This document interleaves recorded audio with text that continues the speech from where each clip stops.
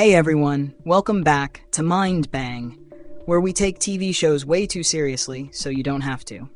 Before we get into the glorious disaster that was episode 6 of the White Lotus Denials, let me tell you about the dream I had last night. Picture this: a teddy bear made entirely of my mom's cold stare and poker chips from a defunct underground casino, run out of a storage unit by sleeping bags and drunk gummy bears. I went to hug it, but it just whispered, "You disappoint me," and threw a handful of stale Funyuns at my face. I woke up questioning every decision I've ever made. And speaking of unsettling realizations, let's talk about what the White Lotus just served up. Because this episode was like watching a yacht party turn into a hostage situation in real time. Theory 1, the monkeys are plotting something, or maybe they just have the right idea. Let's talk about the monkeys. These little gremlins have been creeping around all season, and at this point, I wouldn't be surprised if they're the only guests at the resort who actually know what's going on. Some fans are convinced that the monkeys have a deeper purpose. Maybe they're agents of chaos, symbolizing the animalistic impulses of the guests, or maybe they're just here for the free snacks and drama. I respect that. There was even a wild theory that one of these monkeys would accidentally pull a trigger and cause the shooting, teased in the season premiere. Which, honestly, I'd believe it. That would be the most White Lotus way for someone to die. A trust fund kid gets shot by a banana thief with opposable thumbs. HBO, make it happen. Theory 2. The Ratliff brothers are giving off weird energy. So let's address the "are they or aren't they" elephant in the room. Saxon and Lachlan Ratliff are giving us rich, emotionally stunted brother weirdness on a level we haven't seen since those guys in Succession who definitely shared a therapist. This episode takes their unsettling dynamic to new heights, with Lachlan mimicking Saxon's every move, down to his cringeworthy attempts at seduction. If this isn't a full-blown he wants to be his brother situation, then I don't know what is. Now, some fans are convinced that this entire plotline is an elaborate metaphor. Maybe it's less about taboo tension and more about deep-seated family trauma, insecurity, and the curse of being born into wealth with zero personality. Or maybe it's exactly what it looks like, and we all need a shower. Either way, if your brother starts acting like he's method acting your entire personality, it's time to book separate vacations.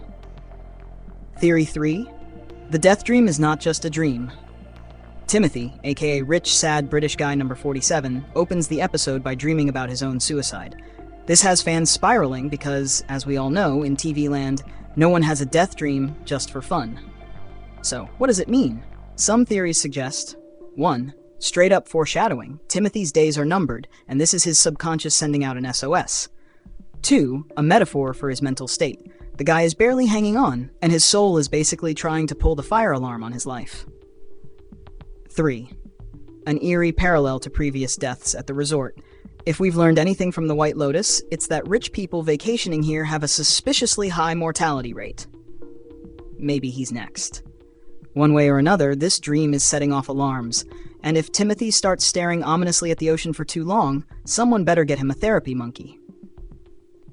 Theory 4. Chloe is playing 4D chess.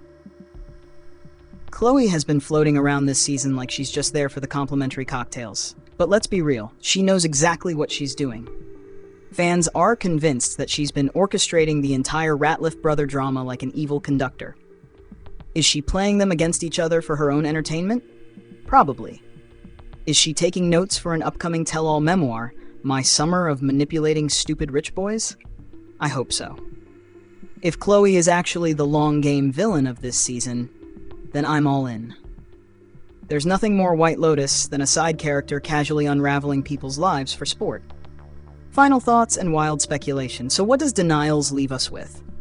A whole lot of tension, a few existential crises, and a firm reminder that wealth does not buy emotional intelligence. Here are my last-ditch theories before we roll into next week. The monkeys will have the last laugh. They didn't come here to mess around.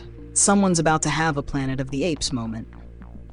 Saxon and Lachlan's weird dynamic will get even weirder, and possibly end in disaster. Timothy is not okay. We all see it. The question is who's going to push him over the edge first? Himself or literally everyone else? Chloe is playing some next-level social chess. If she gets away with it, I say we crown her the new White Lotus queen. That's a wrap, your turn. What do you guys think? Are the monkeys innocent, or are they the true masterminds behind the chaos? Is Timothy on a one-way ticket to tragedy? And do you think Chloe is just casually playing God with rich people's lives?